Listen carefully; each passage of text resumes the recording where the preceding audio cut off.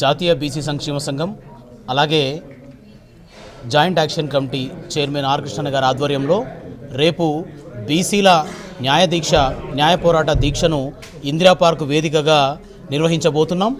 దీంట్లో రాష్ట్ర వ్యాప్తంగా ఉన్న బీసీ సంఘాలు, ఉద్యమ సంఘాలు, జాతీయ బీసీ సంక్షేమ సంఘానికి సంబంధించిన అనుబంధ సంఘాలన్నీ కూడా నియోజకవర్గ మండల వారీగా, జిల్లాల వారీగా రేపు పెద్ద ఎత్తున దీక్షా కార్యక్రమాన్ని నిర్వహించబోతున్నాం.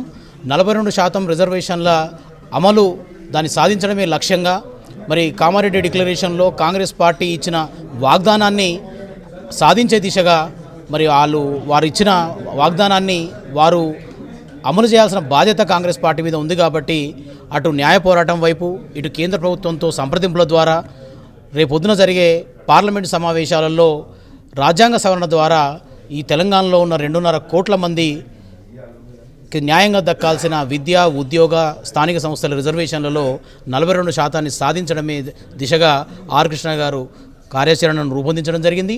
మరి కాంగ్రెస్ పార్టీని మేము మొదటి నుంచి కోరుతున్నాం, మీరు అన్ని విషయాలకు సామరస్యంగా కేంద్రం వైపు వెళ్తూ ఒక బీసీ బిల్ అనగానే కయ్యం చేసినట్టుగా, ఏదో యుద్ధం చేసినట్టుగా, రాజకీయ క్రీడను ఏదో చేసినట్టుగా కేంద్ర ప్రభుత్వం మీద బురదలే కార్యక్రమాన్ని చేస్తున్నారు.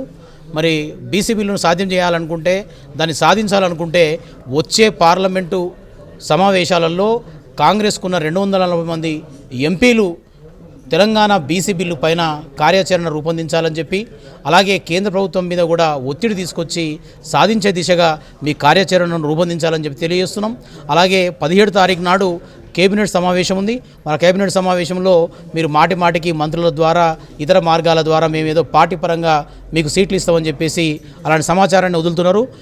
ఈ రాష్ట్రంలో ఉన్న బీసీలు ఎట్టి పరిస్థితుల్లో పార్టీ పరంగా ఇచ్చే టికెట్లను మేము ఒప్పుకునేదే లేదు.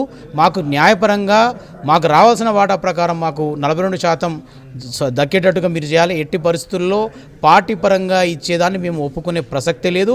మీరు రేపొద్దున ఎల్లుండి 17 తారీఖు నాడు కార్యాచరణలో కేబినెట్ మీటింగ్లో మీ కార్యాచరణ రూపొందించండి. 42% రిజర్వేషన్లు ఎట్లా సాధిస్తాం, కేంద్ర ప్రభుత్వంతో ఎట్లా ఒప్పిస్తాం, ఏం చేద్దామన్న విషయాన్ని మీరు కార్యాచరణ ప్రకటించాలని చెప్పేసి ఈ వేదిక ద్వారా డిమాండ్ చేస్తూ, రేపు జరగబోయే దీక్షలో 2.5 కోట్ల తెలంగాణ ప్రజల ఆకాంక్షన 42% రిజర్వేషన్ సాధించేంత వరకు కూడా అన్ని వర్గాల బీసీలు ఈ దీక్షలో పాల్గొనాలి.